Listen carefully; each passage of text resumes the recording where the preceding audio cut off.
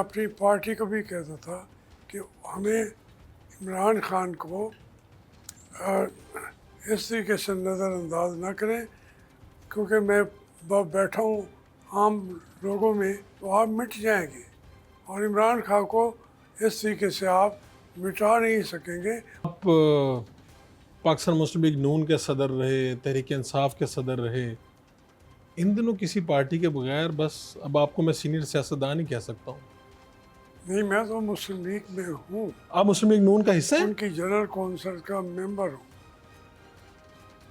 मैं माफ़ी चाहता हूँ, अभी ये 8 फरवरी के इलेक्शन गुजरे हैं, हाँ, तो पता तो ये चला था कि यहाँ पे आपके घर पे मुहासरा किया पुलिस ने, यहाँ पर छापे पड़े, आपके दामाद आपके नवासे गिरफ्तार हुए, ये सब कुछ हुआ है? मेरा जो दामाद है जी।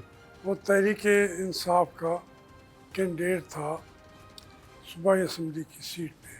ठीक है। ऊपर मेहरबानों थी कौमी असम्बली की सीट पे। तो इस तरह से मैं तो चूँकि नहीं भी था, तो वो मेरी हमदर्दियाँ ज़्यादातर तहरीक इंसाफ के साथ थी, क्योंकि मैं समझता था कि उनके साथ ज़्यादतियाँ हो रही हैं।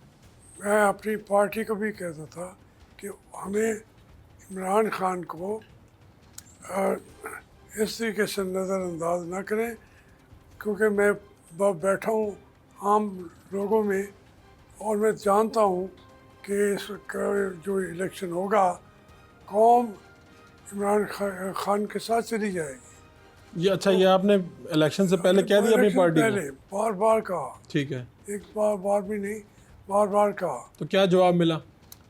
वो तो कुछ समझते ही नहीं थे ना, वो समझते थे कि मियाँ साहब आ जाएंगे, चौथी दफ़ा वज़ीर आज़म बनेंगे, डील हो जानी है। तो इमरान खान को वो समझते थे कि उसको तो फारिग कर दिया गया है। जो बनाने वाले थे या बिगाड़ने वाले हैं, उन्होंने बनाया भी, उन्होंने बिगाड़ भी दिया।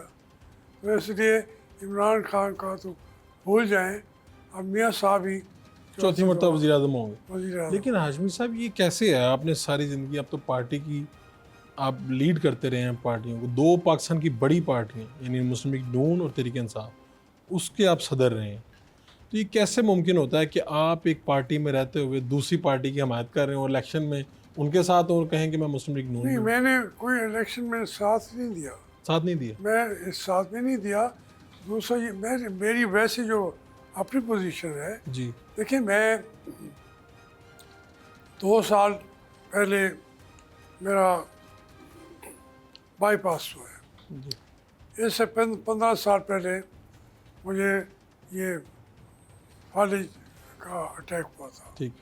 तो वो मैं उतना मुतहर्रिक तो नहीं रहा, लेकिन मैं मुस्लिम लीग के साथ खड़ा रहा जब तक उनकी पॉलिसी प्रो एस्टेब्लिशमेंट नहीं थी।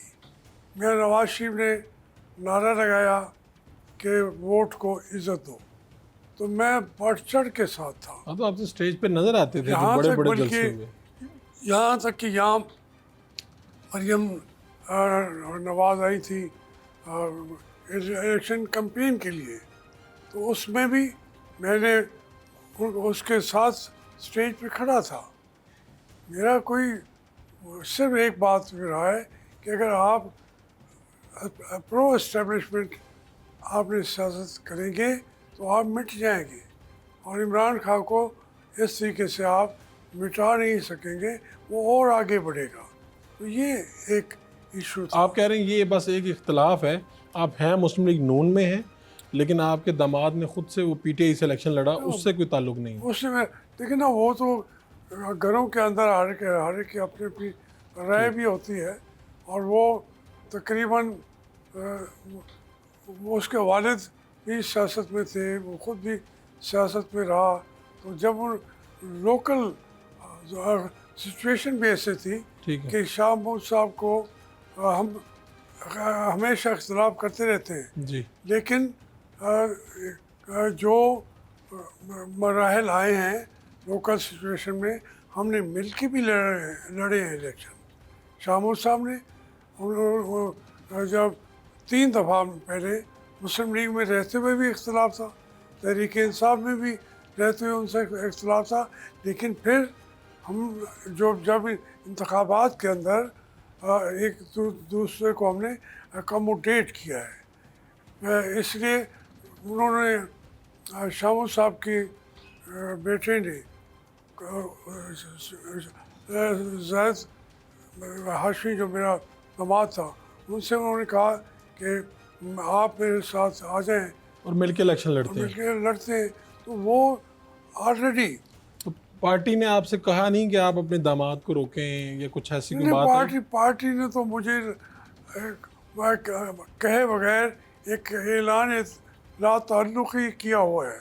ये कब से हुआ, यानी आखिरी मुलाकात या कोई जलसे में गए या उस कब से हुआ ये? मैं तो इसके लिए मुसलसल उनके पास राब्ते में रहा हूँ, लेकिन वो जब भी मियाँ साहब वहाँ से चले जी।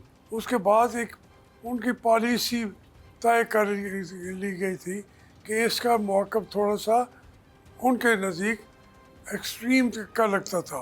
ठीक है। हालांकि मुझसे ज़्यादा एक्सट्रीम तो मियाँ नवाज शरीफ करते रहे एंटी एस्टेब्लिशमेंट। तो उन्होंने फिर ये कहा कि इसको न मीटिंग में बुलाना है, ना इसका को हमने ओन करना है। हमने जब डिसऑन। डिसोन कर दिया ना, तो मैं उसमें अब तक की भी मैं मुस्लिम लीग की हूँ। आप अभी भी कहते हैं कि मैं बिल्कुल मुस्लिम लीगी मैं हूँ और आप उनकी जनरल कौंसिल का भी हिस्सा हैं। हाँ, जनरल कौंसिल मेंबर हूँ। आप देखिए जनरल कौंसिल का इजलास बुला रहे हैं 2-3 दिन में, मुझे नहीं उन्होंने भेजा, जो गैर आईनी है ये बात।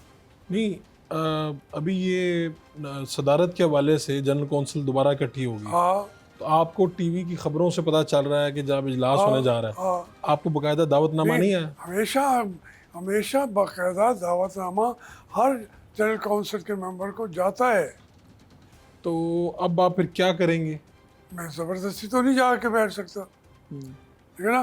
यही तो बता रहा हूँ ना, मैं मुस्लिम लीग का तो रहूँगा।